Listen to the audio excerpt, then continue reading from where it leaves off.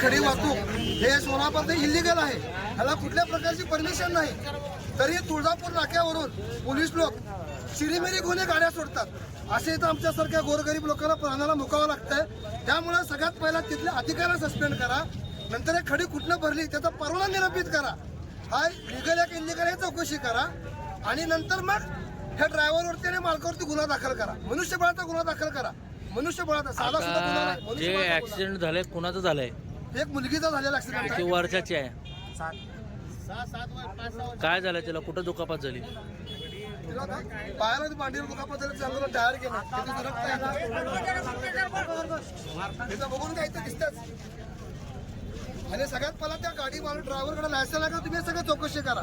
परवा दिवशी पण तिथे एक गेंटर चौकात एक लेडीज तिला जीवाला मुका 3 महिन्यापूर्वी पण अशीच घटना घडली सरस बिअर बार जवळ. एका लेडीजला डंपरच्या खाली असं तिला प्राणाला मुकावं लागलं.